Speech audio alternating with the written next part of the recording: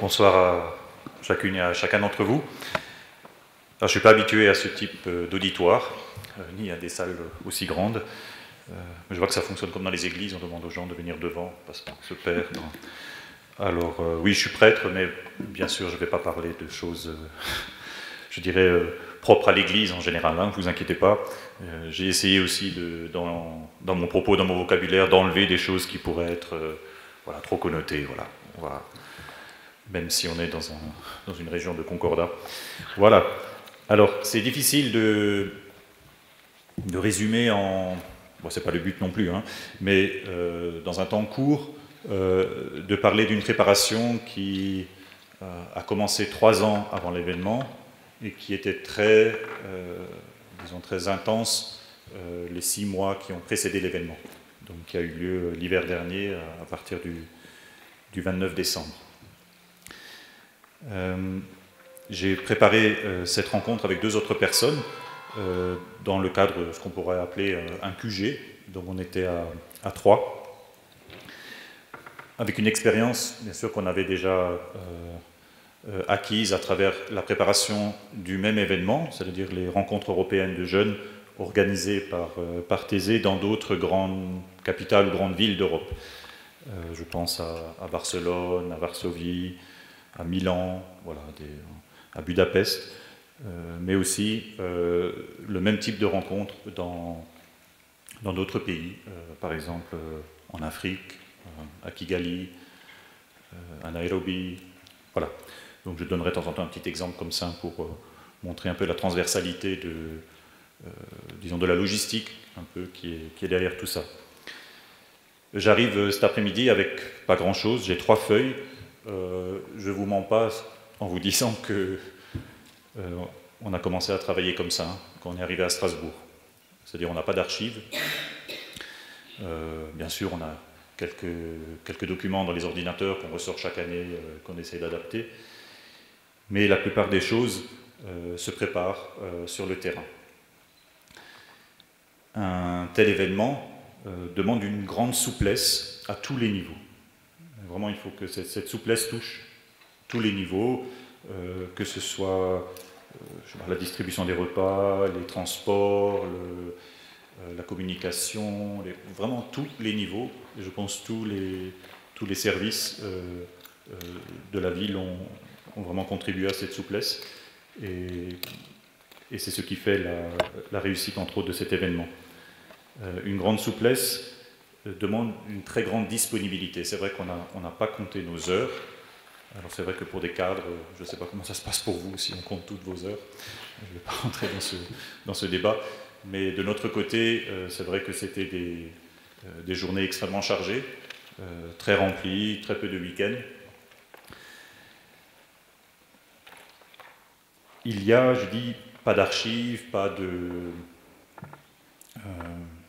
documents, pas des rayons de bibliothèque de documents, mais bien sûr quelques responsables par pôle. Je vous disais qu'on était 3 un peu dans un QG, et ensuite on déléguait petit à petit à d'autres personnes des grandes lignes de cet événement que j'ai déjà cité, la distribution des repas, les transports, la sécurité, etc. Une grande souplesse, une grande disponibilité parce que chaque année, on est en face de situations nouvelles, de gens nouveaux, dues à la question culturelle. Faire la rencontre à Rome, c'était l'année qui précédait Strasbourg, c'est pas la même chose que Strasbourg, et faire la rencontre à Prague cette année, donc en fin d'année le 29 décembre, c'est pas la même chose que de la faire en Afrique. Pour vous donner un exemple, on avait un ticket de transport qui était prévu comme à Strasbourg pour la rencontre de Rome, mais disons les responsables des transports à Rome n'avaient décidé de nous rencontrer que la veille de la rencontre. Voilà. Donc, quand je parle de souplesse, c'est un peu ce qui est presque permanent dans une rencontre comme ça. Voilà un peu pour une introduction, un peu pour donner le ton. Je vais essentiellement parler de grandes transversales. Je ne vais pas rentrer dans trop de détails. J'attends beaucoup de vous au niveau interactif, c'est-à-dire que vous me posiez des questions après l'intervention qui sera assez courte. Je pense qu'il y a pas mal d'entre vous qui ont participé de près ou de loin, soit dans le sein de l'administration, de vos services, soit peut-être chez vous à la maison en accueillant des jeunes. Donc voilà, ça serait intéressant qu'on puisse poursuivre tout à l'heure avec un échange de questions-réponses. Alors un premier élément qui m'a paru important en prenant un peu de recul, parce que c'est la première fois aussi que je fais un exercice comme ça, c'est-à-dire vous cherchez à sortir la tête de l'eau. Moi aussi j'ai essayé de sortir un peu la tête de l'eau quand on m'a proposé de faire ce temps d'échange, parce que voilà, une fois qu'on est habitué à faire des choses, on ne pense plus à l'originalité peut-être de ce qu'on fait. Il y a d'abord quelque chose qu'on a toujours cherché à soigner, et qu'on cherche toujours à soigner, c'est le vivre ensemble, la convivialité, la fraternité. Essayer vraiment d'avoir des temps de convivialité très simples entre nous, à travers des repas. C'est pas toujours obligé que ça soit dans un grand restaurant de Strasbourg, hein, c'est simplement à la maison. Voilà, on avait un QG à Strasbourg au centre-ville où on invitait, on mangeait normal, voilà, un peu comme des étudiants, puisque les repas venaient du FEC, le restaurant universitaire au centre de Strasbourg. Beaucoup de simplicité en tout, c'est-à-dire dans nos rapports, on ne complique pas les choses, on s'est dit les choses de façon assez claire, on cherche à relever rapidement tous les malentendus. J'ai aussi souligné la gratuité dans les relations. Alors, ce n'est pas une question de business, c'est plutôt que personne ne cherche à tirer la couverture de son côté dans l'organisation, que personne cherche à tirer profit de cette organisation. Alors bien sûr qu'on sait qu'une rencontre comme ça apporte un rayonnement pour la ville qui accueille. Bon, ça c'est un fruit, on va dire, de tout ça, une conséquence. Mais on a cherché dans la préparation et dans les autres préparations qu'on a faites à l'étranger à ne pas faire d'exclusivité non plus sur des demandes. Par exemple, je me souviens une radio que je nommerai pas qui nous a dit bon, nous on couvre l'événement, mais il n'y a que nous et on veut l'exclusivité. Du coup, on a dit non et on a préféré travailler finalement avec eux parce qu'ils ont accepté de travailler avec d'autres. Tout ça parce que, vous allez le voir un peu au fil de ce que je vais vous présenter, tout ça parce que souvent on découvre là, des talents cachés même chez les plus petits. Une grande simplicité, la gratuité, être très fraternel, parce que les gens sont tout simplement très sensibles à ça, hein, comme vous, comme moi. Ça détend, ça permet vraiment de former un corps, un peu comme une famille, et qui vit dans cet esprit. Et alors ça demande bien sûr du temps, parce qu'il faut éveiller les gens à ça. On n'est pas toujours, je dirais, sensible à ça, parce qu'on est dans une démarche aussi parfois de profit, il faut que ça marche, etc., il faut que ça tourne. Quand on commence à travailler, pour une rencontre comme ça, on n'a pas cette perspective, donc on ne se met pas la pression non plus.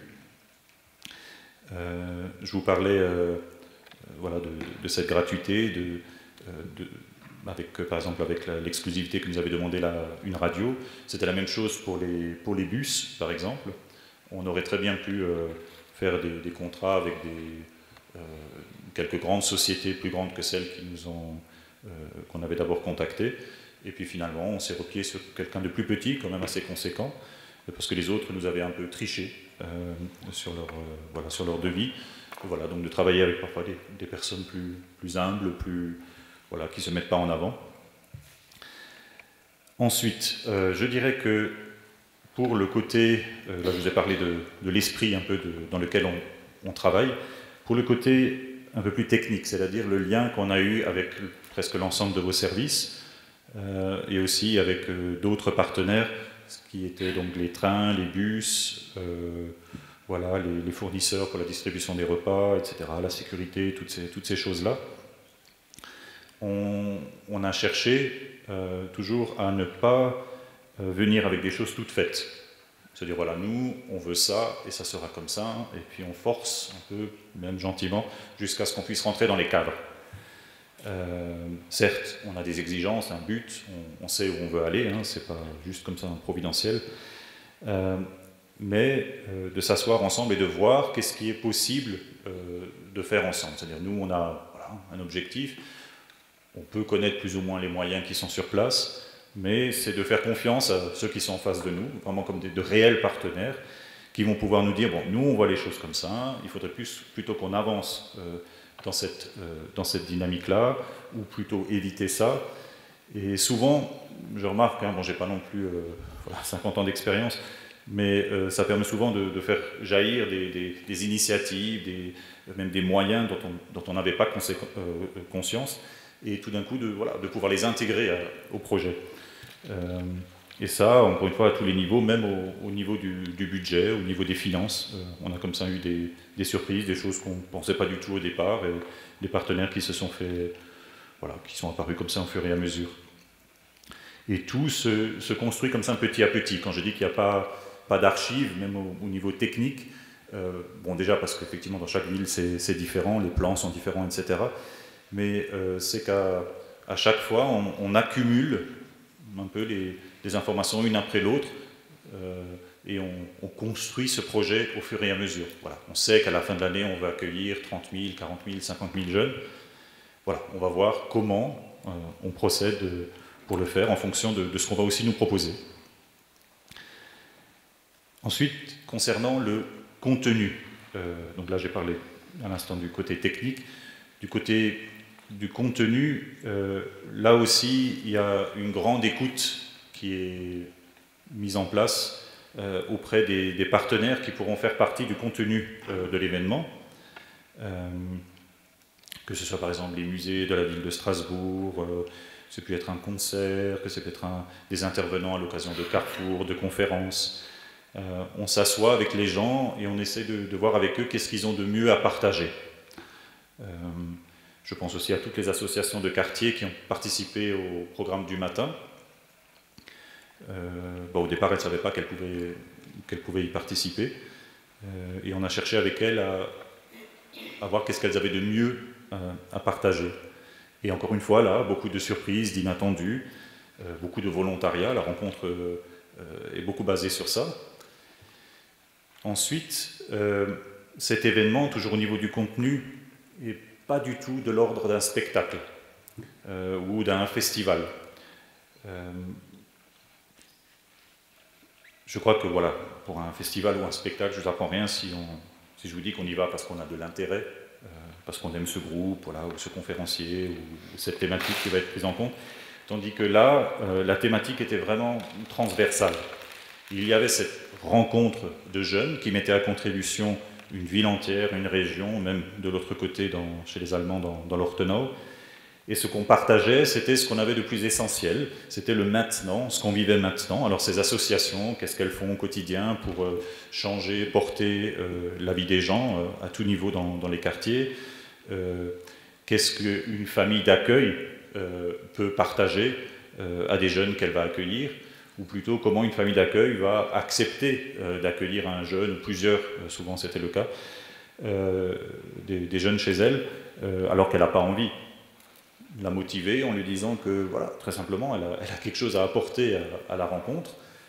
Ça a changé vraiment l'état d'esprit de pas mal de gens et ça a permis d'ouvrir des portes qui étaient fermées. Donc, c'est pas une vitrine qu'on présente dans un événement comme ça. Donc là, je pense surtout à, si vous réfléchissez à des thématiques de rencontres pour le futur, d'événements, voilà, on a appelé ça, parce que c'était un événement animé par les églises chrétiennes, on a appelé ça un pèlerinage de confiance sur la terre, dont Strasbourg était une étape.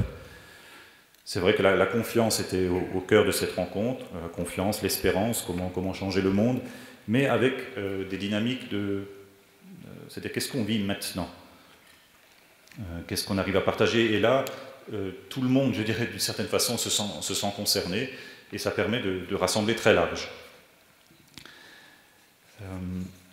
Une autre chose concernant, à présent, donc je quitte le contenu, parler un peu d'une logistique sur le terrain. On a, dès notre arrivée sur Strasbourg avec le QG, commencé au mois de septembre 2013 à multiplier des points de préparation partout sur le territoire où les jeunes seront accueillis dans les familles. Et on a réussi à loger 30 000 personnes, ce qui est énorme. On a mis à contribution donc à peu près 15 000, ça c'est un tout petit peu moins, 14 400 familles, ce qui est énorme. Alors des petites équipes de préparation, des points de préparation, en général c'était dans les villages, dans les quartiers, pour ce qui est de Strasbourg, des petites équipes locales qui vivent déjà cet événement avant l'heure. C'est-à-dire qu'on montre localement que cet événement il n'a pas seulement lieu au centre de Strasbourg, ou bien au parc des expositions, à la cathédrale, etc., mais qu'il a lieu chez eux. Et du coup, il y a vraiment une dynamique qui se crée sur la participation des gens, donc déjà avant la rencontre, et bien sûr pendant la rencontre. C'est comme si le local, les points locaux vont tirer ensuite vers le central et faire la richesse de l'événement. Il faut pour ça visiter constamment ces points d'accueil, visiter ces points de préparation. C'était en général constitué par les jeunes du quartier, auxquels s'ajoutaient après les plus âgés aussi, il y avait, bien sûr. Mais ça demande une grande disponibilité, c'est-à-dire des déplacements réguliers, parfois hebdomadaires, souvent le soir, quand les gens sont libres, pour écouter ces personnes qui préparent l'événement sur le terrain, c'est-à-dire un programme sur le terrain, par exemple se mettre en contact avec les associations du quartier, du village, voir comment trouver des familles d'accueil dans la périphérie du quartier, de la ville. Donc ça demande une grande disponibilité. Et tout ça vécu avec ce que je disais un peu au début, avec une fraternité, une simplicité aussi, simplement se retrouver autour d'un thé, ça ne coûte pas grand-chose. Et voilà. Je dirais que si cette rencontre a réussi, c'est pas d'abord parce que ça a été animé par des églises chrétiennes, donc là il n'y a aucun diplôme à délivrer, mais bien parce que les gens se sont sentis concernés dans ce qui était le plus important pour eux, le plus essentiel dans leur vie, leurs grandes questions. Et je crois que là, honnêtement, après la réussite de cet événement sur Strasbourg, qui était quand même aussi, ça ne réussit pas toujours aussi bien. Par exemple, pour la rencontre de Prague, on est parti sur le fait qu'on a dit à la ville, on veut bien l'organiser chez vous, mais vous nous assurez que vous trouverez toutes les places qu'il faut dans des salles de sport, dans des écoles, etc. Parce que, il n'y a pas l'accueil strasbourgeois à Prague. Je crois que Strasbourg a vraiment un potentiel assez important pour ce qui est de l'accueil, et qu'une telle rencontre, pas animée par une communauté religieuse, mais par exemple par la ville, qui pourrait comme ça inviter des jeunes de toute l'Europe, avec des contacts avec des mairies un peu partout en Europe, sur des sujets transversaux, avec une dynamique similaire, avec un quadrillage, comme on a pu le faire pendant la préparation, avec cette simplicité, cette convivialité, cette fraternité, avec le fait de ne pas venir avec des idées toutes fixes, mais d'essayer de construire tous ensemble. Je crois que ça pourrait être un défi, par exemple pour la ville, dans un futur, parce que je crois que les potentialités sont là. Je crois vraiment quand les gens se sentent qu'ils apportent leur contribution, pas seulement financière, pas du tout, mais simplement qu'eux ont quelque chose à apporter à travers leur association, ou quand on va dans un musée et qu'on dit on ne va pas seulement visiter, mais c'est vous qui allez nous dire ce qu'on peut trouver chez vous et vous mettre vous en avant. C'est ce qui crée ensuite vraiment un grand esprit de famille, et c'est ce qui fait la réussite de l'événement. Alors ça peut vous paraître un peu court, là, l'intervention que j'ai faite, parce que je m'arrête. Je vous rappelle un peu les transversales, je vous ai fait une petite intro, je vous ai parlé de l'esprit de la rencontre, du côté un peu technique, comment aborder des services, le contenu de l'événement, donc ce qui fait un peu le fond de l'événement, et une dernière partie sur les points de préparation un peu partout pour que cet événement touche vraiment très largement l'ensemble de la communauté urbaine et plus loin, parce que là on a dû aller très loin, on est allé jusqu'à Mulhouse pour faire loger des jeunes. On a d'excellents retours de notre côté. On sait aussi un peu des familles qui ont eu à nouveau la visite, des jeunes qu'ils ont accueillis chez eux, par exemple pendant l'été. Voilà, on est conscient que ça porte ses fruits. Voilà, mais j'aimerais bien qu'on ait un petit temps, je souhaiterais un petit temps d'échange avec vous qui pourrait m'aider à vous préciser des choses qui sont peut-être difficiles à résumer en 2 minutes et sur les questions même parfois très techniques ou bien plus sur le fond. Voilà.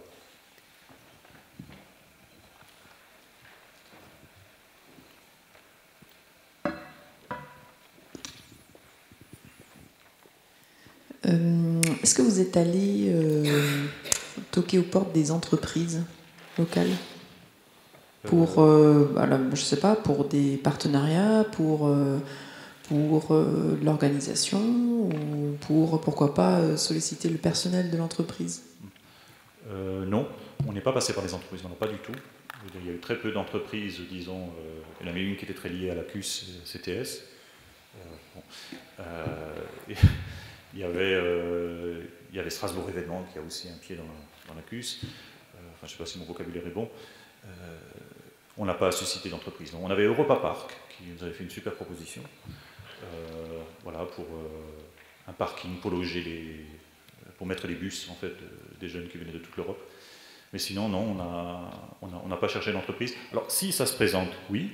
C'est-à-dire, à un moment, on a interpellé, effectivement, dans les églises chrétiennes, que ce soit protestants ou catholiques, il y a des grands dirigeants chrétiens qui demandent à être accompagnés en groupe, voilà, pour des questions d'éthique, etc. Donc, on a des prêtres, des pasteurs pour l'église protestante qui s'occupent d'eux. On les a interpellés pour voir un peu, mais c'était plus par exemple pour des carrefours, dire voilà, vous comme grand dirigeant chrétien, est-ce que vous voudriez témoigner, je sais pas, vous, qu'est-ce que vous vivez à Saint-Gobain, je sais pas, voilà. Mais on passe pas dans un premier temps aux entreprises. Au niveau disons, la rencontre repose beaucoup sur le bénévolat. Le 26 décembre sont arrivés 3000 volontaires de toute l'Europe, c'est-à-dire des habitués, des rencontres européennes, qui ont déjà vécu une rencontre avant et qui disent bon, voilà, Noël est passé, maintenant je peux aider pour la rencontre européenne. Et là aussi, ils viennent avec la gratuité, c'est-à-dire est-ce que c'est eux qui vont s'occuper de nettoyer, je sais pas, les quais de la gare parce que c'est trop sale, parce qu'il y avait 5000 personnes le soir, ou est-ce que c'est eux qui vont aider à la distribution des repas, c'est égal. Donc ils viennent comme ça, dans cet esprit de gratuité. Voilà. On peut avoir parfois, effectivement, mais ça c'est parfois dans d'autres pays qui n'ont pas encore exactement où tout n'est pas aussi cadré que chez nous. J'ai le souvenir en Pologne, à Varsovie, où voilà, l'entreprise qui chauffait les boîtes de conserve qu'on distribuait était venue avec ses ouvriers c'est la Pologne, pour aider à la distribution. Mais sinon, ou passer par du mécénat ou quelque chose comme ça, pour des fonds, on ne fait pas parce que en fait on essaye pour rendre la rencontre disponible à un très grand nombre. On pratique, comme je disais, la simplicité, donc dans les menus, etc. Alors bien sûr, il y a eu un soutien énorme, financier de la ville de Strasbourg, sans quoi on n'aurait pas pu. Donc ça, il fallait qu'on s'assure quand même avant. Mais on essaye de faire vraiment simple, c'est-à-dire, par exemple, pour la rencontre de Prague, un Alsacien qui partira à la rencontre de Prague, il va payer 140 € avec son voyage, en passant une semaine à Prague, en famille, c'est bien. Ou en salle de sport, peut-être. Mais en tout cas, ce n'est pas le but au départ. On essaie d'avoir vraiment les ressources des gens sur le terrain, parce que justement, les ressources, je veux dire, voilà, qu'est-ce qu'ils peuvent nous apporter, pas financièrement. On n'a pas besoin non plus, en fait. C'est-à-dire la simplicité un peu des moyens ne demande pas de faire appel à trop de fonds. Mais en fait, c'était dans mon esprit, c'était ça la question, c'est-à-dire que est-ce que ça pourrait être envisagé ou envisageable d'avoir un contact différent avec le monde économique en général? C'est-à-dire que je pense sincèrement que le monde économique n'a pas forcément vocation à faire des profits, et particulièrement pour un événement local aussi attractif que les rencontres de Thésée. Oui, Alors, c'est vrai que... Ça pourrait être juste en rien à voir avec les produits de l'entreprise, rien à voir avec ce que fait l'entreprise. Je parle juste de la présence même des entreprises dans les quartiers qui, pour vraiment de manière complètement désintéressée, gratuite, auraient pu certainement donner leur coup de main. Alors effectivement, sur la recherche dans les quartiers, bien sûr, on rencontre ces gens, en fait. En restant ici longtemps, on a eu le temps de les rencontrer, c'est-à-dire on essaie de rencontrer tous les partenaires locaux, quartiers ou villages, ou tout ce qui existe. Il y a peu de réponses. C'est ça aussi, il y a peu de réponses. Je ne voulais pas le dire au début, mais il y a peu de réponses. Et c'est vrai que parfois on insiste bien sûr sur le fait que ce n'est pas une question d'argent. Donc là ça paraît aussi un peu, mais pas d'argent, mais alors quoi? Et donc là aussi je pense que parfois une entreprise peut avoir trop la tête dans le guidon en faisant ces choses très bien. Mais c'est vrai qu'on a peu de contact avec les entreprises à ce niveau-là. On cherche, mais ça...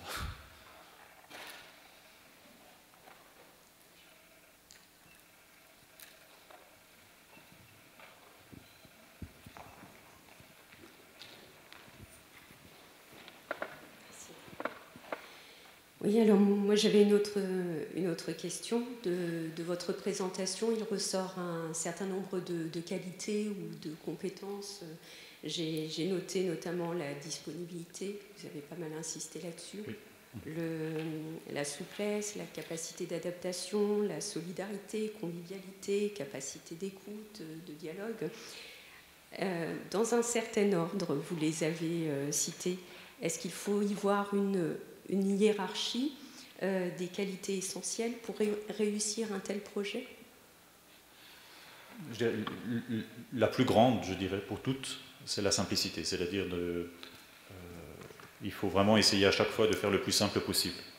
C'est-à-dire si on a une solution compliquée ou une solution plus simple, on va prendre la plus simple.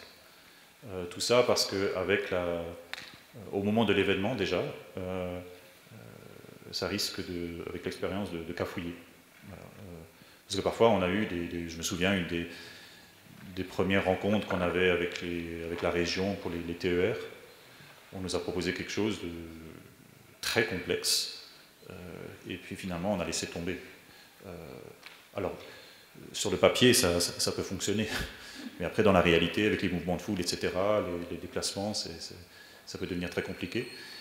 Simplicité aussi, comme je disais, dans les rapports humains, c'est-à-dire pas essayer de mettre... bien sûr qu'il y a des responsables. Hein. Je parlais d'un QG, on était à 3, on donnait quand même les lignes directrices, on veillait à ce que ça se passe bien.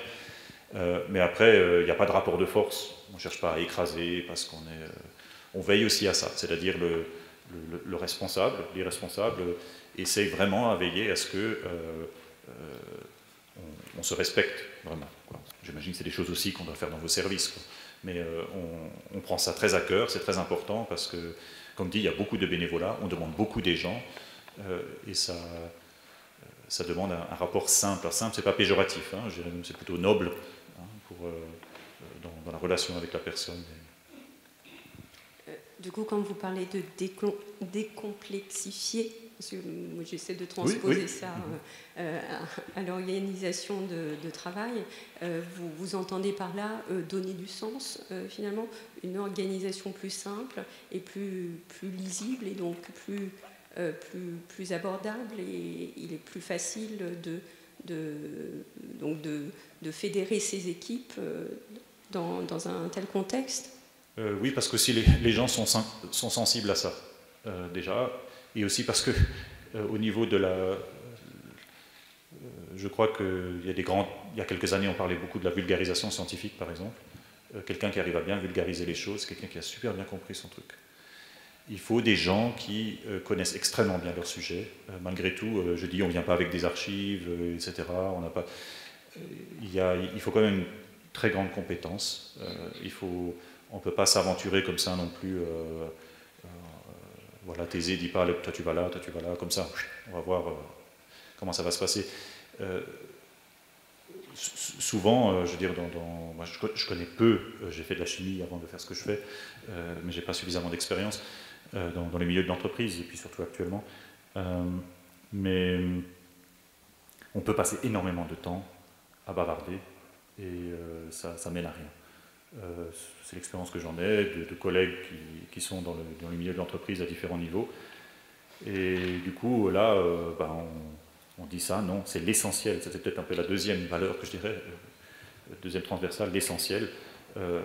Et pour ça, il faut des gens vraiment qui aillent à l'essentiel, qui savent aller à l'essentiel. Parce que sinon, on perd les gens. Et vous sortez de la réunion, de là où vous pensez être allé dans le... Et puis les gens, ils ne savent plus où aller, quoi. Et ça vaut dans les grandes réunions qu'on avait à la mairie, ça vaut à la région, ça vaut dans les villages. Je sais pas, à Gaïs-Polsheim, on expliquait à des mamies comment on allait faire les choses. Je crois qu'une fois que la personne qui veut expliquer l'a bien compris, ça passe. Merci. Est-ce que vous avez essayé de quantifier le retour? Ah oui, je reconnais un visage connu de la rencontre. Vous n'êtes pas à la retraite? Non, non. Vous n'êtes pas à la retraite? Non, non. Non, c'était monsieur qui est parti, non? Qui a fait sa dernière année pour la rencontre, je ne sais plus comment il s'appelle, qui était aussi à la sécurité, c'est ça? Vous, c'est la sécurité, non? Monsieur Jekyll, oui. Voilà, c'est ça. Non, Et à la retraite. Moi, c'est les cultes. Voilà, d'accord. Le retour, déjà, il y en a beaucoup qui vont revenir cette année à Prague, hein, des jeunes qui ont participé à la rencontre. Ensuite, on n'a pas de baromètre pour ça. Ce qu'on peut savoir, c'est le but de cette rencontre, c'est que des jeunes adultes, hein, donc ce n'est pas des ados, hein, je vous rappelle, c'était 17 ans minimum jusqu'à 35,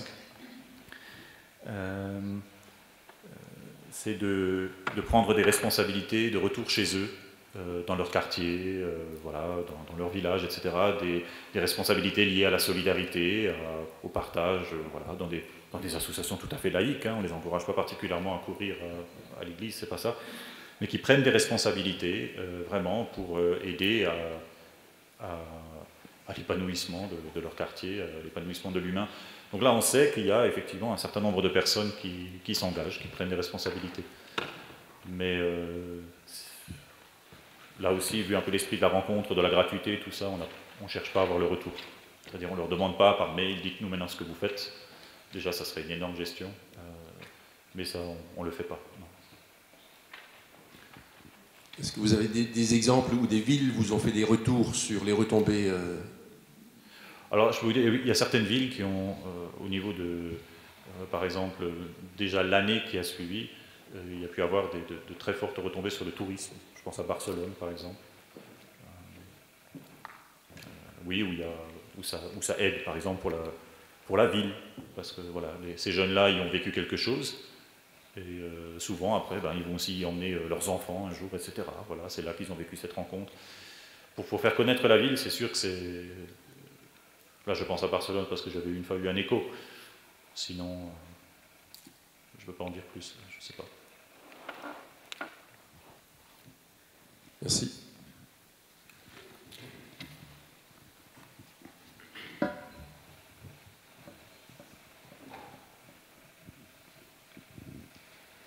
Oui, est-ce que vous avez pu impliquer des partenaires locaux comme Emmaüs et comment ça s'est passé éventuellement? Oui, alors je crois que, bon, c'est pas moi qui m'occupais de ce coin de Strasbourg, de ce quartier, mais Emmaüs, comme d'autres associations caritatives, ont été impliquées dans le sens où les jeunes sont allés rendre visite à ce qui se passait sur place. Alors il faudrait que je demande maintenant à la personne qui s'en occupait ou sur la paroisse, là, sur ce territoire, de voir un peu si on est allé les visiter. Ça m'étonnerait qu'on ne le fasse pas. Parce qu'on a pu le faire pour les hôpitaux, pour les cliniques, pour je sais pas, des associations interreligieuses, de la solidarité faite par les étudiants musulmans de France. Tout est mis à contribution, donc c'était vraiment aconfessionnel, disons, à ce niveau-là. Oui, je pense qu'on est allé chez Emmaüs. En tout cas, le programme du matin, c'était de rendre visite à tout ce qui est signe d'espérance sur un quartier, à tous les gens qui s'engagent vraiment très concrètement dans la vie civile, associative, politique aussi. Oui, ça, on encourage beaucoup les jeunes à thèser, à prendre aussi des responsabilités politiques, à prendre une place dans la société, pas pour créer un parti catholique, pas du tout ça, mais pour vraiment avoir une voix dans la vie de la cité. Et donc on visite le matin ces différents points, on a des témoins qui partagent leur expérience, on essaye d'avoir des témoins jeunes, du même âge, pour que ces jeunes qui n'ont pas encore de responsabilité chez eux aient aussi le goût de, chez eux, dire « c'est possible aussi chez moi, voilà, je peux le faire ». Donc il faudrait peut-être lister toutes ces associations qu'on a visitées, mais elles sont longues, hein, on a une grande richesse sur Strasbourg. Merci.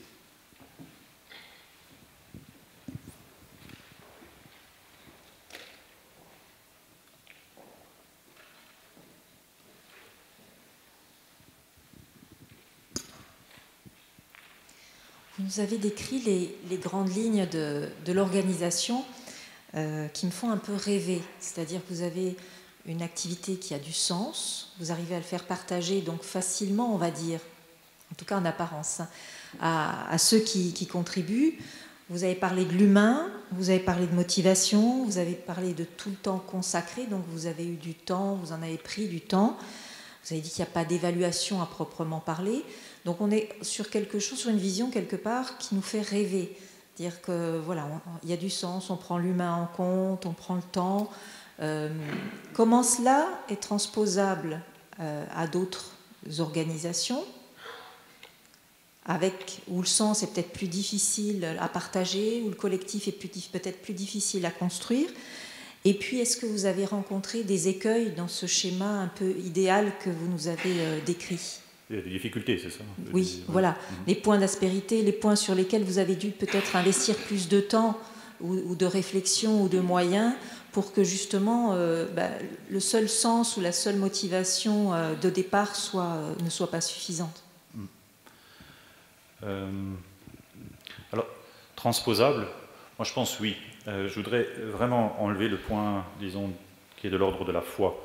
C'est-à-dire, bien sûr, en dessous, il y a une tradition qui est chrétienne, mais elle rejoint vraiment une tradition tout simplement humaine. Et je crois qu'il faut à ce moment-là travailler avec des personnes qui ne soient pas seulement des penseurs, mais des gens aussi actifs. Il faut vraiment avoir un profil double. Donc pas que ce soit des purs logisticiens, et pas non plus de purs penseurs. Parce qu'on peut faire une très belle théorie sur ce que je vous dis là, des mots simples, et puis en fait dans les faits être rêveur, et puis ça peut ne pas marcher. Voilà. J'ai le souvenir d'une petite rencontre à Pécs en Hongrie, où on avait l'équivalent du Racing pour faire une prière. Et puis la personne qui s'en était occupée, elle n'avait pas trop les pieds par terre, et puis il y avait un match, en fait, à un moment, et donc avec les décos que vous avez vus au Parc Expo peut-être, ou sur des images, voilà. Donc il peut y avoir parfois des problèmes comme ça, mais je dirais pour une organisation comme ça, il faut des personnes qui ont un peu la double compétence, qui cherchent à travailler vraiment le sens, un esprit de groupe, cette gratuité, cette simplicité. Donc je crois qu'on ne s'improvise pas comme ça, donc il faut d'abord avoir une certaine expérience là-dessus, des gens qui ont aussi une expérience très concrète de terrain et qui savent mettre ça en pratique. La simplicité c'est une chose, la vivre c'est encore autre chose. Je ne dis pas que c'est quelqu'un qui est simple, c'est quelqu'un qui doit dormir par terre avec un sac de couchage comme beaucoup de jeunes ont fait pendant la rencontre, c'est pas ça. Mais ça... Il faut un peu le double profil et je pense que c'est transposable. Bien sûr, ça demande de revenir toujours aussi à ça. C'est-à-dire, au début, on était à 3, on en parlait tout le temps. Et on veillait à ça. Et dès qu'il y avait quelqu'un ou un groupe, etc., qui essayait de ne pas rentrer dans cette dynamique, ou qui contrait ça, ou quelqu'un qui était dans le groupe et qu'il fallait un peu reprendre, on le faisait. Ça demande une présence humaine très forte. Voilà, il faut suivre presque chacun. Après les écueils, on a eu beaucoup de belles surprises, des choses qu'on n'a pas pu trop faire ailleurs. Je pense au niveau de l'interreligieux, par exemple. Ce n'est pas toutes les villes qui acceptent de faire où on peut faire par exemple une rencontre à la grande mosquée avec les imams, dans une rencontre qui était quand même portée par des communautés chrétiennes. Ça, c'était très surprenant. Je crois que ça tient à tout le travail de fond qui est fait à Strasbourg à ce niveau-là, par la ville et d'autres partenaires. je dirais, là où ça, je dirais que peut-être, c'est vrai qu'on aurait aimé travailler, mais on savait presque d'avance que c'était pas possible, qu'il y ait un peu de flexibilité là-dessus. J'espère qu'il n'y a personne dans la salle de la SNCF, mais c'était très dur. Et là, on n'a eu aucune flexibilité, rien. Et c'est pour ça que finalement, on a laissé tomber la solution des TER. On voulait quadriller vraiment l'Alsace avec les TER, et c'était pas possible à cause des sous, parce que les TER dépendent, la région dépend de la SNCF pour ça, elle n'a pas trop de marge de manœuvre. Ça me permet de vous dire que, et de revenir à quelque chose que j'ai déjà dit, c'est-à-dire que de travailler aussi avec des petits partenaires, pas des trop gros. C'est beaucoup plus difficile maintenant, que les années passant, de faire une rencontre dans une capitale qui n'a pas besoin de tel événement. Faire ça à Paris, c'est extrêmement difficile. Et, je sais que Thésée va freiner des cas de fer s'il y a une demande très forte et insistante de Paris. Ils vont dire non, parce que là-bas, on n'a pas besoin de vous, même si ce n'est pas le projet de la rencontre, mais c'est... Voilà. Oui, vous venez de répondre à ma première question qui portait un petit peu sur les différentes confessions. C'est-à-dire, bon, c'était indirect, mais je voulais juste savoir si à tout hasard il y avait d'autres, des habitants ou des associations qui ont été, d'autres confessions qui ont accueilli les jeunes. Et ma deuxième question, c'était sur le financement de l'ensemble de l'événement. Alors, en ce qui concerne l'interconfessionnel, l'interreligieux, on a eu un appui vraiment considérable de la part de plusieurs imams de Strasbourg, gratuits aussi, qui se sont intéressés à l'événement, qui sont venus. Je dis gratuits parce qu'ils ont logé chez l'habitant dans pas mal de quartiers. Je pense surtout aux quartiers où il y a une population plus importante issue de l'immigration et donc qui sont musulmans. Et on a eu un accueil important dans ces familles, de plus de 20%. Donc c'est quand même c'est impressionnant. Il faut savoir que M. l'adjoint Guébitz avait rassemblé autour d'une table les responsables des églises, autant juives que musulmanes et chrétiennes, pour les inciter justement à participer à l'événement. J'étais là, oui, je me souviens. Donc, oui, ils ont vraiment bien participé. La grande mosquée était ouverte. C'était très beau. Il y a des associations musulmanes aussi qui ont témoigné le matin. Donc je crois que c'est quelque chose de similaire qui peut se faire un jour sur Strasbourg.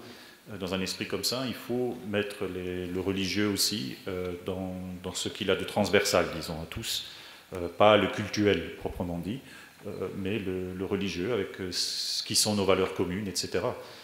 Je crois qu'en dehors de la ville de Rotterdam, où la rencontre européenne a eu lieu il y a quelques années, où le maire lui-même est musulman, ou était, je ne sais pas si c'est le même actuellement, on avait un accueil important, on n'a pas retrouvé ça ailleurs. Oui, je crois qu'il faut mettre les religions. On avait aussi, bien sûr, les bouddhistes étaient là avec leurs représentants. Il y a dû avoir l'une ou l'autre famille, mais c'est vrai que comme c'est beaucoup plus discret comme représentation, c'est difficile à quantifier. Pour ce qui est du financement, on fait un budget. Ça tenait sur une page A4. Alors bien sûr, quand j'ai dit qu'on a commencé 3 ans avant, d'abord il fallait rencontrer le maire, etc. Voilà, essayer de voir quels sont les appuis qu'on pourrait avoir. Il faut savoir qu'on fait un budget, mais on ne savait pas non plus combien la mairie de Strasbourg allait donner, on ne savait pas combien la région allait donner, etc. Combien, et surtout, c'était ça, surtout le plus grand apport, c'était un apport, disons, logistique et pas tant en monnaie clinquante de subventions, mais en une mise à disposition, comme on dit, qui était très très très importante, sans laquelle ça n'aurait pas été possible. C'est-à-dire, il y a 3 ans avant la rencontre, on a senti cette disponibilité. On a vu et on s'est dit, ça va, on peut avancer avec ça, sans signature. Voilà, c'est-à-dire, 3 ans avant la rencontre, on a pu dire, dans 2 ans, on annoncera la rencontre, on le fera, on se lance dans la préparation, on n'a pas de signature de personne, ni du maire, si ce n'est qu'on vous soutiendra, on ne sait pas combien, on verra.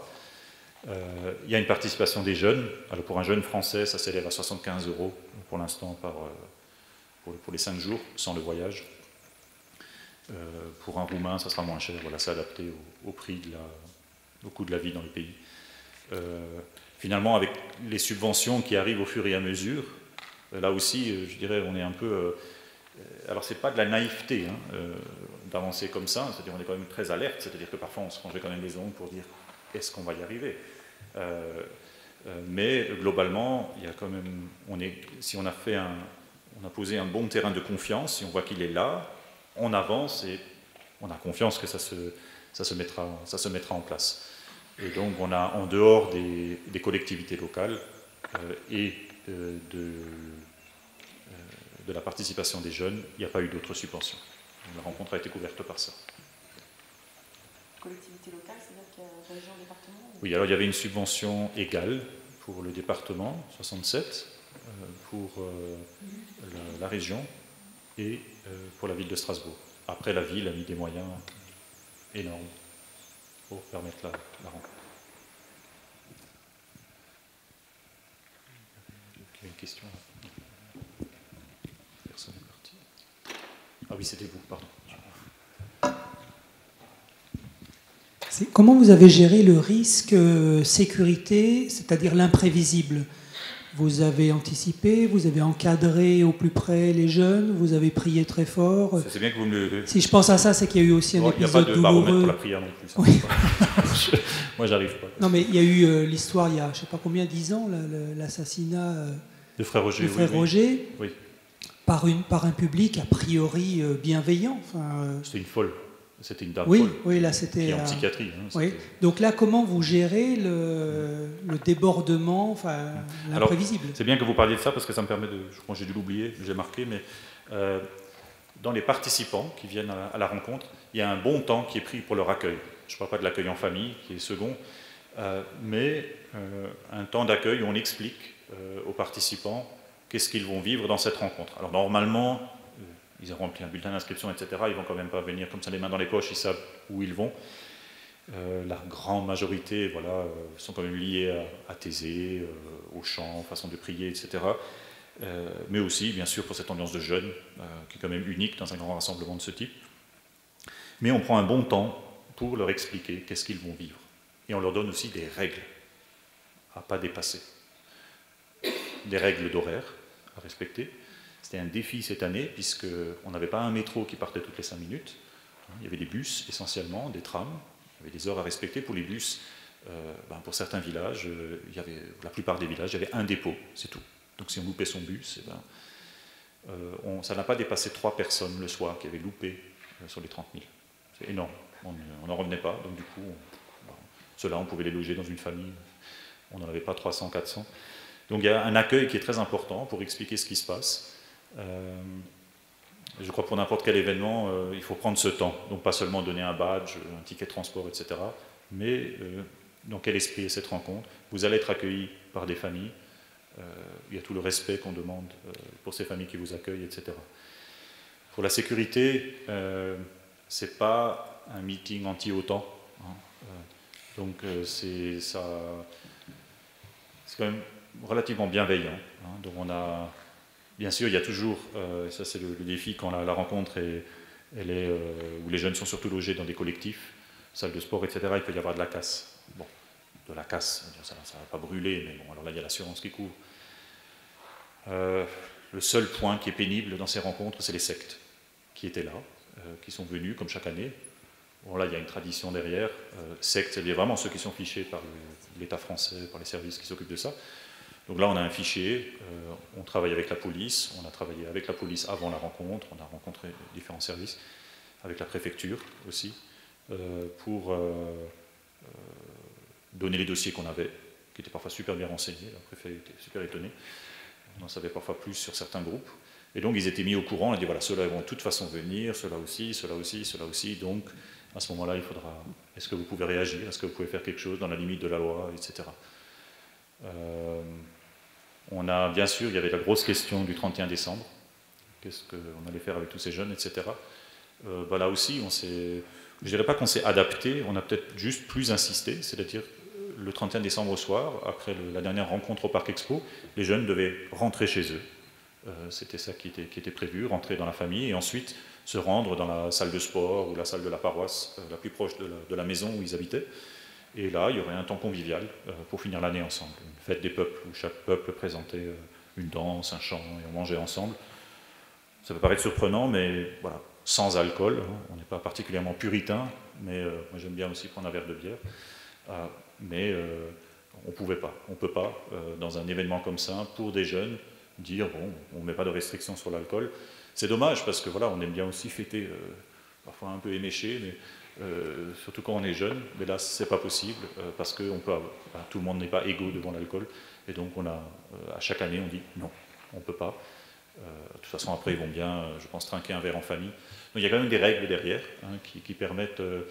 Je dirais que ça paraît, c'est très souple, mais derrière, il y a aussi des règles. Disons la bienveillance, la fraternité, la simplicité, tout ça, oui, mais à condition que tu joues le jeu en tant que jeune.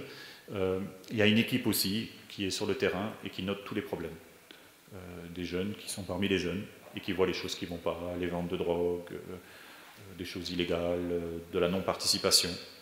Si par exemple le matin, voilà, il y a un programme avec Emmaüs par exemple, on dit, voilà, il y en a 50 qui ne sont pas venus, demain, c'est pas possible, vous y allez. Et si ça ne va pas, vous rentrez. C'est rare, mais on rappelle quand même le programme.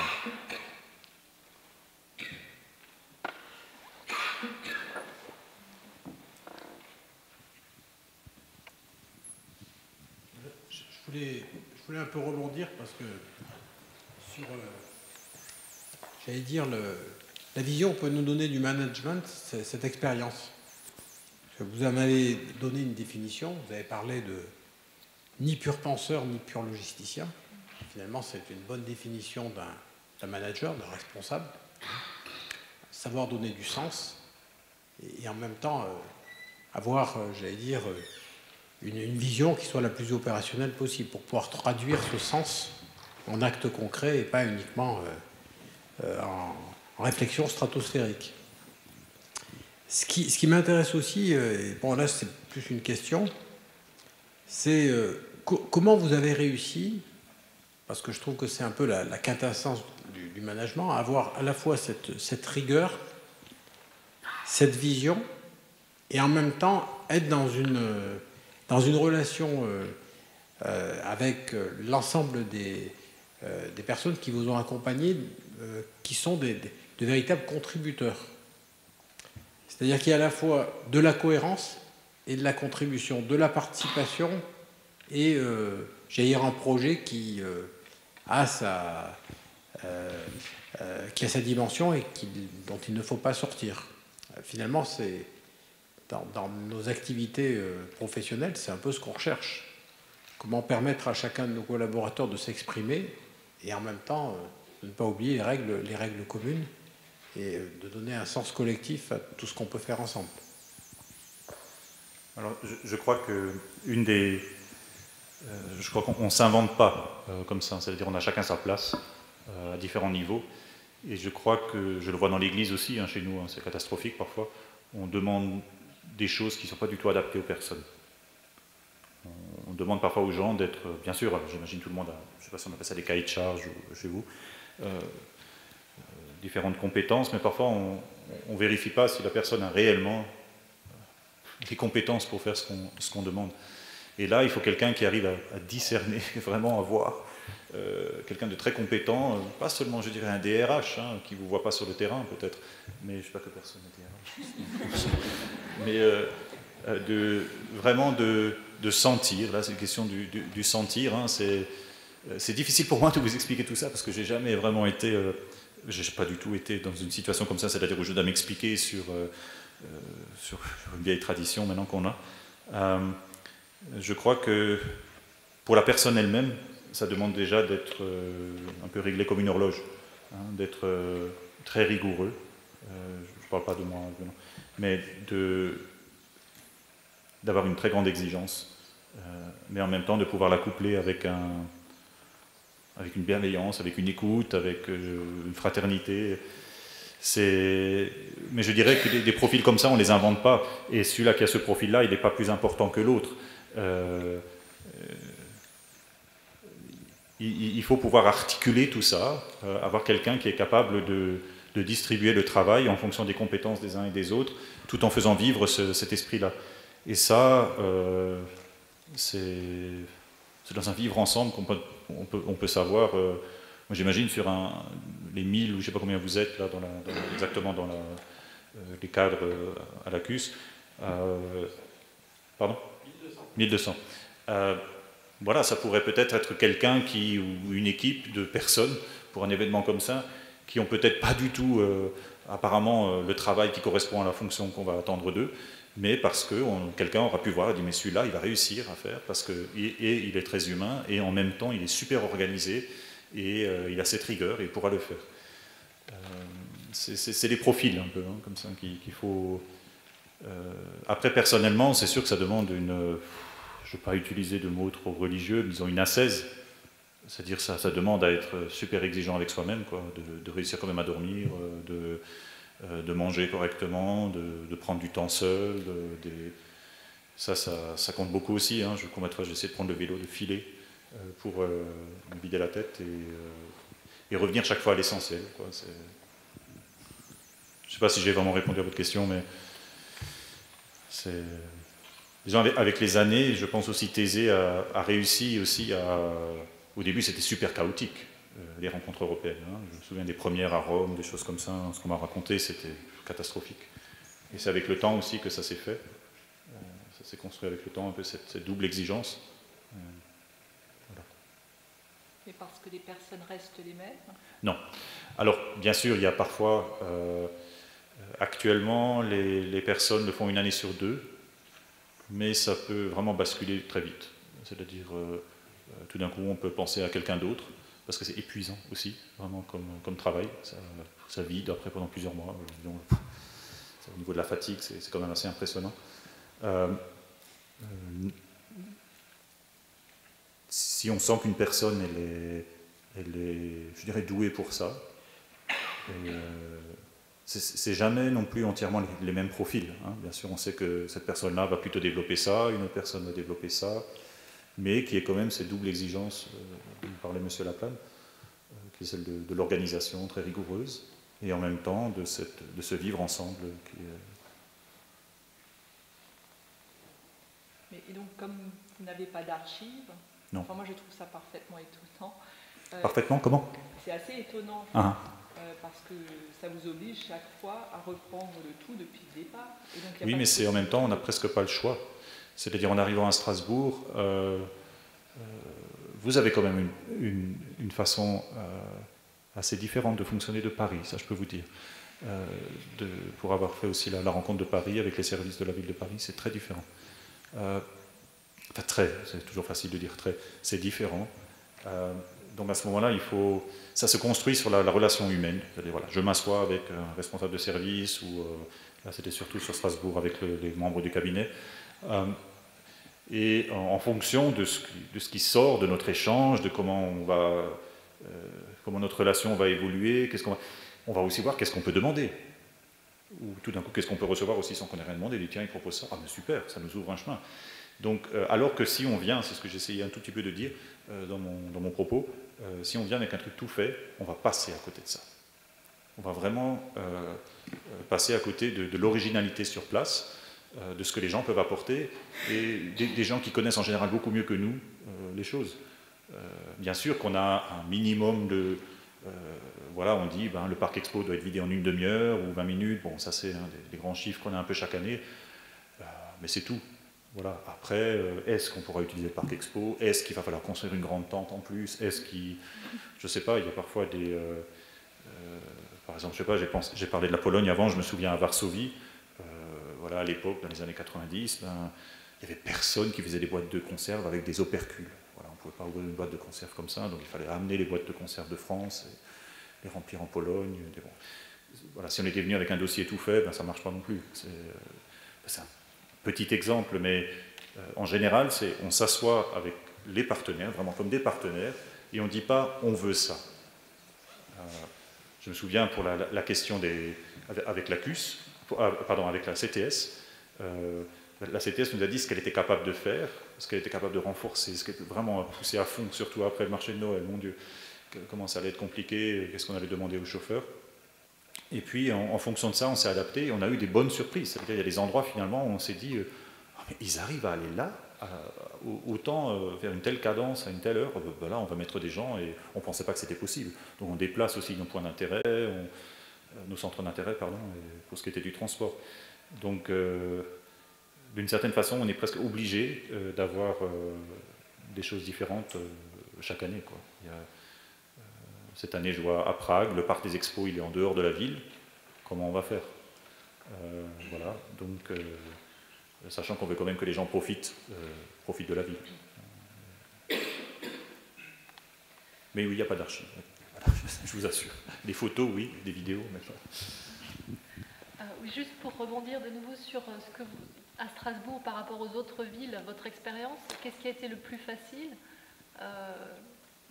dans l'organisation globale? Qu'est-ce qui été le plus simple? Et peut-être l'inverse aussi, qu'est-ce qui était le plus compliqué? D'une façon transversale, je dirais qu'il y a eu beaucoup plus de facilité à Strasbourg qu'ailleurs. À Prague, on rame, c'est dur, ça va se faire, mais c'est très difficile. Vers le début décembre, on a demandé tout doucement à tous les points d'accueil de ne plus demander de place en famille, parce qu'on était arrivé.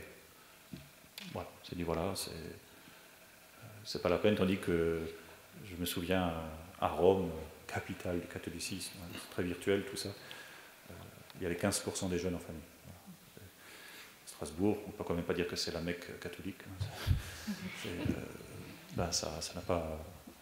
C'était très beau comme accueil, hein. On a vraiment l'accueil, c'était admirable ce qu'on a vécu ici, c'était magnifique.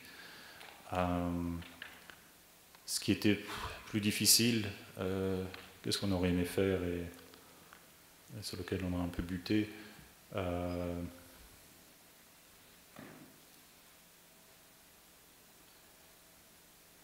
dirais j'attendais plus de nos églises. C'est bizarre. Voilà, pas seulement financièrement, mais j'attendais plus de... on a une structure beaucoup plus lourde que la vôtre. Et j'attendais vraiment beaucoup plus de... Moi-même, bon voilà, je suis très lié à Thésée. J'ai fait beaucoup de bénévolat pendant plusieurs années chez eux et à l'étranger. Et maintenant, j'appartiens à ce qu'on appelle le diocèse de Strasbourg. C'était une rencontre qui était... Voilà, l'archevêque avait invité, etc. Mais autour de lui, il n'y avait pas la même joie, la même motivation que lui avait. Tout ça parce qu'on est aussi dans une structure lourde de 2000 ans et qui a traîné des pieds aussi, par exemple, parce qu'il n'y a pas de place d'honneur, par exemple, il n'y a pas de podium où on va mettre monsieur, madame, Il y a eu ça joue beaucoup pour les participants. Vous ne pouvez pas vous imaginer le retour qu'on a. On parlait de retour un peu avant. Il y a parfois des gens vraiment qui nous interpellent là-dessus. Elle dit, mais vous n'avez pas de podium, vous n'avez pas de chaise réservée, vous n'avez pas de... Alors, il y a un endroit pour les handicapés, pour qu'ils puissent voir correctement, etc. Il y avait une manifestation, un événement à la cathédrale, où il y avait le maire et beaucoup d'autres officiels, représentants religieux aussi, pour annoncer Prague, pour remercier la ville, etc. Mais sinon, il n'y a pas de place comme ça, pas parce qu'on ne veut pas donner, mais ce n'est pas dans cet esprit-là. Si les gens voient ça, du moins les jeunes adultes, là, ça les pince un peu, parce qu'il y en a un qui a passé, je sais pas, il a juste eu 15 minutes de l'événement parce qu'il était obligé de rester à la distribution pour ranger, la distribution des repas, et puis il voit que là, il y a un officiel, les mains dans les poches. C'est pas dans l'esprit de la rencontre, donc ça va pas trop bien. Est-ce que je peux revenir à l'esprit de Thésée? Oui. Alors je trouve que c'est sur 30 personnes qui se réunissent pendant toutes ces journées, c'est un moment d'émulation incroyable. Et là, les gens s'engagent, et surtout pour la solidarité, je n'ai pas besoin de dire on s'engage pour la solidarité de ce qu'on en a besoin. Ce que je ne vois pas, c'est la visibilité. C'est-à-dire que les politiques font des professions de foi, c'est justement pour les encourager à tenir leurs engagements. Et quand on sort d'un moment comme ça, on a les batteries pleines et on a envie de faire des choses. Et on les projette, on les réalise éventuellement. Est-ce qu'il y a des retours là-dessus, des écrits, des témoignages, des choses qu'on pourrait consulter pour donner un peu un éclairage, alors, un livre, une publication qui pourrait faire des émules, qui pourrait... moi, je vais interroger un peu, je vais en parler à Thésée, là, je vais un peu, mais actuellement, donc sur 3 ans, ça a commencé l'an dernier, cette année et l'année 2015, ils font un programme justement sur la solidarité à Thésée. Et donc là, ils vont sans doute rassembler des initiatives d'un peu partout, donc parce qu'ils insistent encore beaucoup plus là pendant ces 3 ans sur la solidarité, à tout niveau, hein, vraiment. Alors sûrement qu'il y aura un recueil un peu de ces choses-là, mais je vais peut-être vous décevoir en disant que c'est un peu l'esprit de la maison de ne pas le faire. C'est-à-dire, quand je ne parlais pas d'archives, etc., il y a quelque chose qui nous permet de rester, pas seulement détachés ou libres, mais pour avoir les 2 pieds vraiment maintenant dans l'événement, dans ce qu'on veut préparer, à accueillir aussi toutes ces initiatives qui sont là et qu'on ne voit peut-être pas encore, on ne regarde pas. C'est une attitude aussi, on pourrait appeler spirituelle ou ce qu'on veut, c'est pas ça, ils n'en parlent pas comme ça, mais c'est de l'entre-soi, alors c'est de l'entre-soi. Quand on a fait quelque chose de bon, on essaie de le partager, de lui donner de la visibilité, peut-être ça aussi, c'est... Oui, alors après c'est vrai que bon, il y a le site internet sur lequel on met les choses, etc., les jeunes en parlent. Il y a eu après la rencontre de Strasbourg un petit groupe, c'est vrai que ça va très vite avec Thésée, c'est un groupe où il y a plusieurs dizaines de milliers de personnes qui s'appelle Helping Hands, Around the World. Voilà, donc c'est pas mal de... Il faudrait que je demande un peu aux personnes qui s'occupent des médias, à Thésée, à la com, voir un peu s'ils ont quelque chose à ce niveau-là. Mais l'esprit vraiment de la maison, c'est de ne pas trop regarder ça, de ne pas trop avoir le nez sur ce qu'on a fait, mais devant. Pour justement pouvoir accueillir tout ce qui existe, toutes les potentialités. Et c'est dur comme attitude, c'est vrai que c'est pas évident. Mais je vous assure que ça donne une sacrée disponibilité et une certaine liberté aussi de ne pas avoir un classeur, un lights là où on ouvre, ils ont fait ça, d'avoir un... je sais que parfois ça a pu choquer, je me souviens des premières rencontres que j'avais, donc à l'époque c'était avec l'ancien directeur de cabinet, je venais avec du papier, comme ça, c'était un petit sac là, je crois que j'avais le même. C'est vrai que ça paraît un peu, c'est désarçonnant, et on se dit, mais est-ce que c'est sérieux? Est-ce que c'est... mais ça, oui, c'est sérieux, mais ça permet vraiment une grande disponibilité. Après, c'est sûr, on est super heureux au moment de l'événement, de vivre ça, etc. Mais je dirais presque pour pouvoir faire le prochain, il faut tourner la page. Il faut tourner la page. Quand je parlais de la gratuité, en fait, c'est aussi à ce niveau-là. C'est de dire, voilà, on l'a fait, c'est bien. On ne va pas se gloser.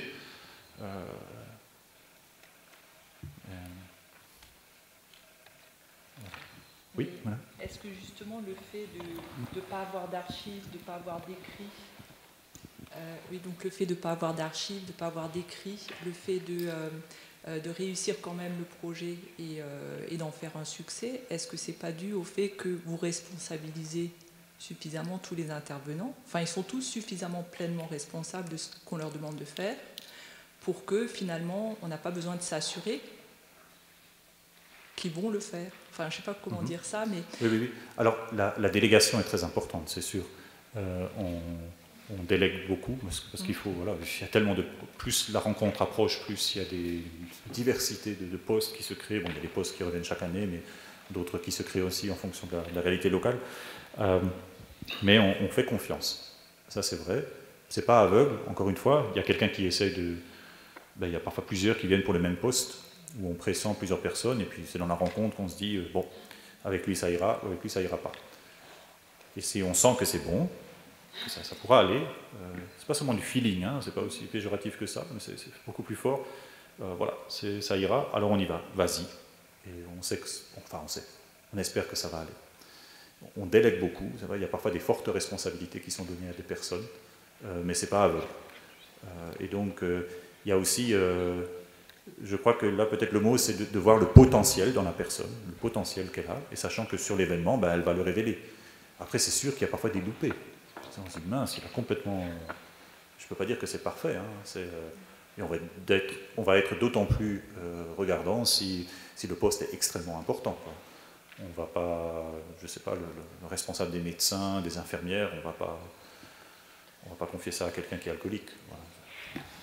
J'exagère le trait, mais c'est vrai que la délégation est importante et la confiance aussi qu'on fait est très grande.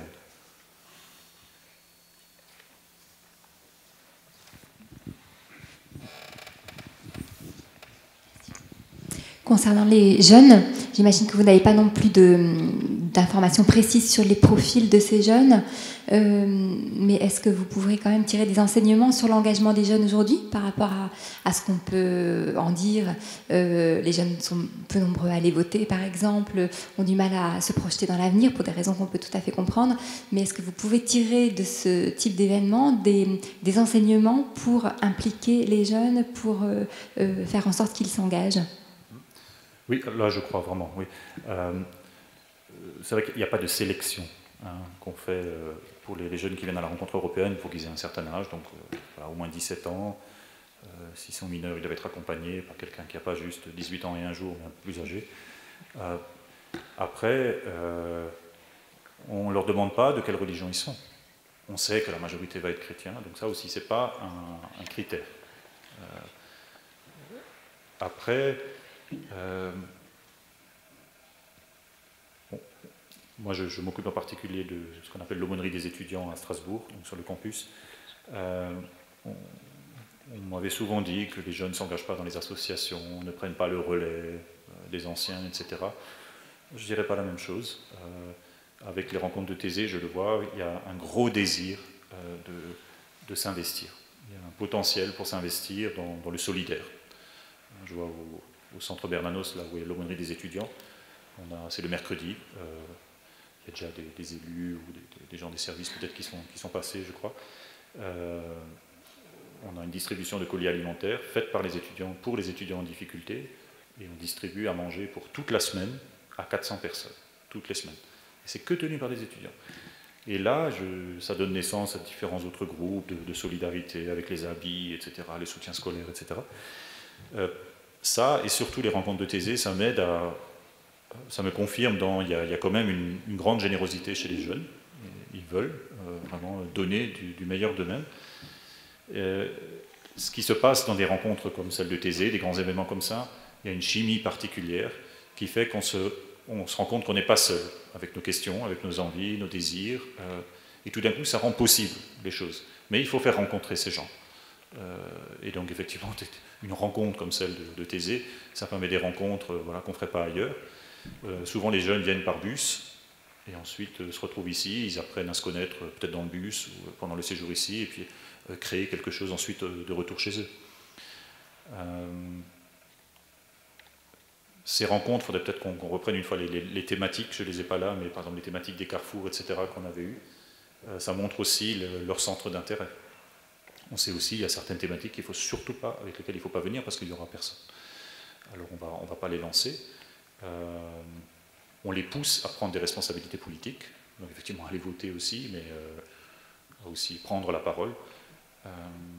C'est pas évident, ça c'est clair. Ça, je dirais qu'ils sont à un autre niveau actuellement, c'est tout ce niveau virtuel, des réseaux, etc., qui, je ne vous apprends rien, et qui leur permet finalement de se retrouver, de faire des choses, mais concrètement et sur un niveau virtuel.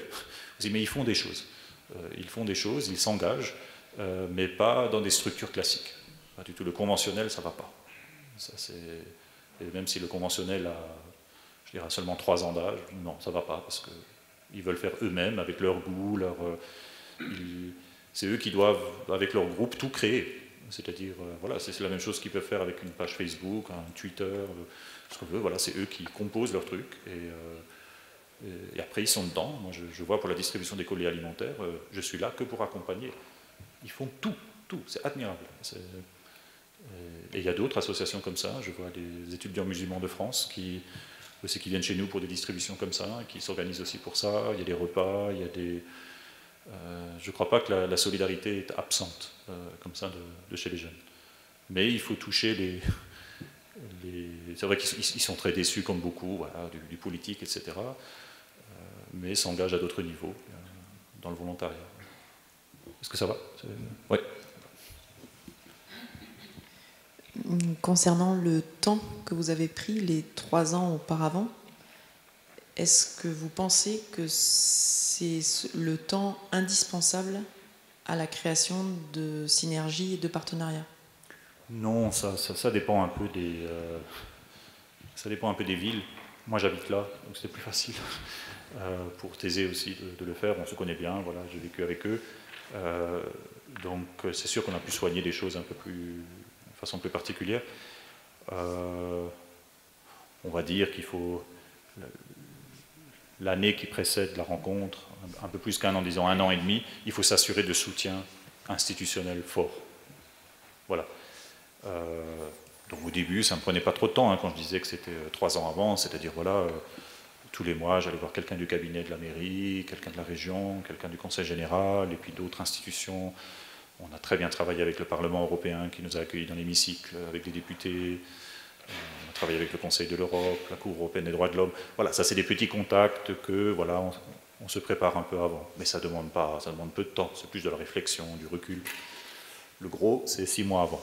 Mais c'est sûr qu'on n'ira pas dans une ville si on n'a pas certaines garanties disons, institutionnelles de soutien, même si ce n'est pas chiffré ou sous contrat. Oui ?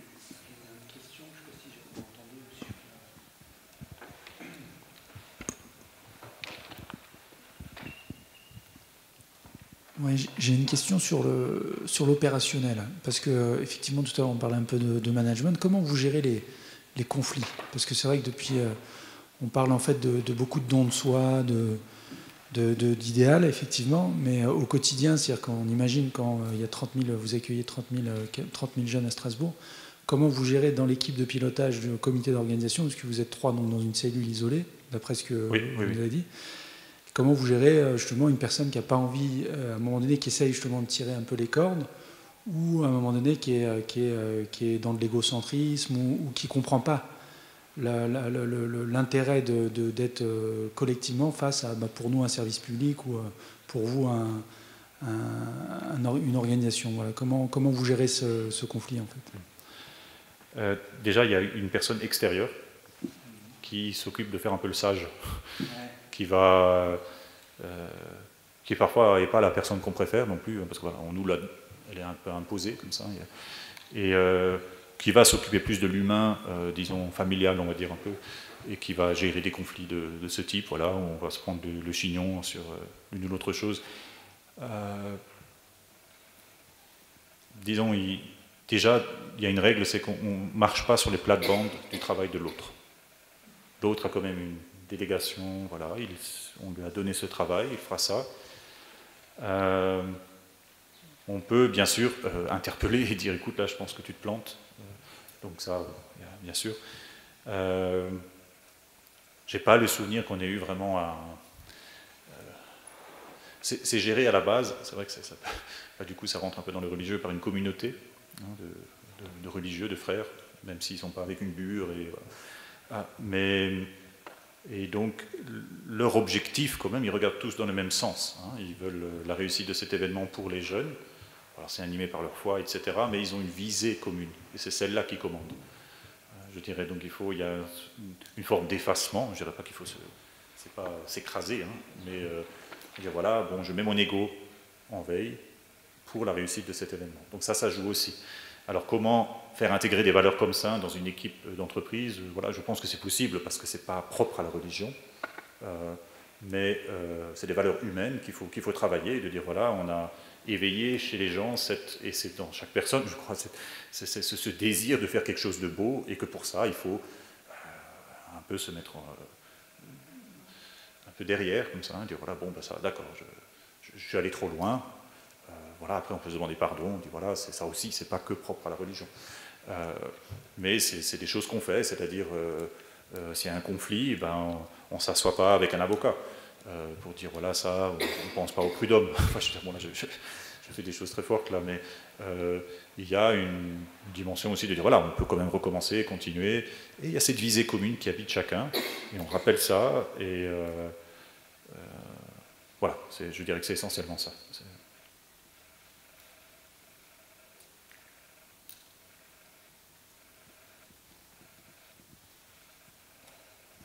Il y a d'autres questions, quelque chose? Non? On a réussi à tenir jusqu'à 6h moins 20, je ne pensais pas du tout. S'il n'y a pas d'autres questions, on va vous remercier très, très sincèrement pour ce témoignage. qui a été vivant et interactif, comme vous l'aviez vous-même souhaité. Je crois que c'était plus le témoignage. Vous avez vu que je vous ai donné, moi, pardon, de vous couper. Ce que j'ai trouvé aussi intéressant, c'est pas vraiment le sujet, c'est qu'à travers la présentation de cet événement vécu dans la ville, vous donnez aussi une image et une photographie de la ville de Strasbourg. On connaît, mais qui est... Pardon. Ah si, on entend. Votre témoignage, vous donnez aussi une image de la ville de Strasbourg, de sa configuration à la fois dans la dimension effectivement de tolérance, de diversité, j'allais dire de grande petite ville. C'est-à-dire d'une ville qui a par ses dimensions la capacité à accueillir 30 000 personnes, ce qui n'est pas forcément donné à toutes les villes.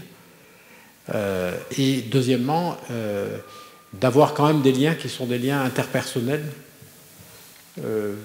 facilités par une taille qui n'est pas celle des très grandes métropoles, parce que vous parliez de Rome et vous parliez de Paris. Et donc, je trouve que c'est intéressant, y compris pour qu'on puisse penser d'autres façons de valoriser l'image de notre ville à travers aussi une problématique événementielle qui ne serait pas forcément dans le domaine qui peut être transposable sur des tas de domaines. Donc, je trouve que c'était un témoignage de ce point de vue aussi très, très intéressant, et puis bien entendu aussi sur la dimension d'aventure humaine qui ressort de ce témoignage et du pilotage de cette manifestation. Donc je vous invite tout simplement, pour ceux qui le souhaitent, à prolonger autour d'un verre de l'amitié cet échange.